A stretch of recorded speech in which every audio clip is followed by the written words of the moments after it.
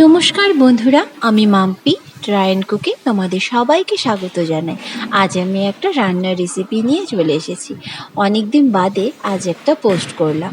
মাঝে শরীরটা খারাপ থাকার জন্য একটাও পোস্ট করতে পারিনি। তাহলে চলো দেখে নেওয়া যাক কী রান্না করছি। আজ আমি তোমাদের সাথে শেয়ার করছি বাটার পনিরের রেসিপিটি। তাহলে চলো দেখে নিই কী কী লাগছে বাটার পনির বানাতে। প্রথমেই আমি নিয়েছি 4 থেকে 5টা পেঁয়াজ, এরকম টুকরো করে কেটে নিয়েছি।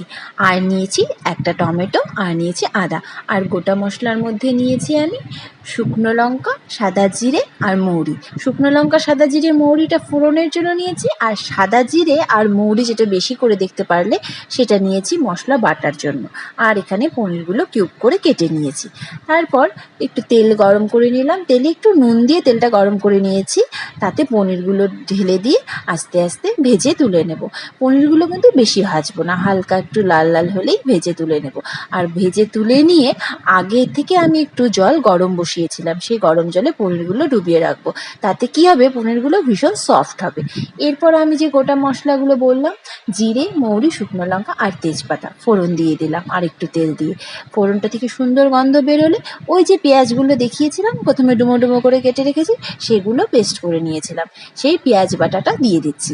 এই পেঁয়াজ বাটাটা যখন একটু লাল লাল হবে, মানে পেঁয়াজের থেকে কাঁচা গন্ধটা চলে যাবে, তখন আমি আগে থেকে যে জিরে, মৌরি, আদাটা বেটে রেখেছিলাম সেগুলো জল দিয়ে গুলে রেখেছিলাম, এই গোলানো মশলাটাই একবারে ঢেলে দিলাম। আর দিয়ে দিচ্ছি একটু কালারের জন্য লঙ্কার গুঁড়ো।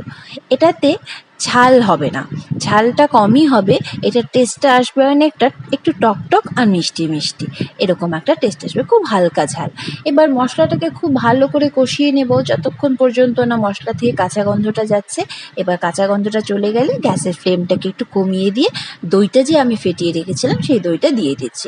দইটা দিয়ে ভালো করে নেড়ে চেড়ে নিয়ে তারপর আমি আস্তে আস্তে যখন দইটা ফুটতে শুরু করবে অল্প, তখন আমি ওই যে পনিরগুলো জলে ভিজিয়ে রেখেছিলাম সেই পনিরগুলো জল শুদ্ধ এখানে দিয়ে দেবো।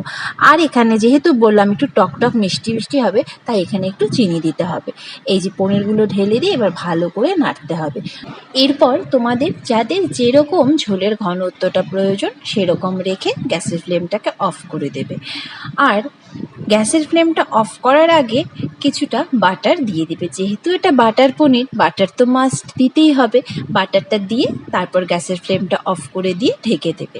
তাহলেই তৈরি হয়ে গেল আমাদের বাটার পনির। আর এই বাটার পনির প্লেন রুটি দিয়ে বলো না, বাটার নান দিয়ে বলো, কুলচা দিয়ে বলো, যে কোনো কিছু দিয়ে ভীষণ খেতে ভালো হয়।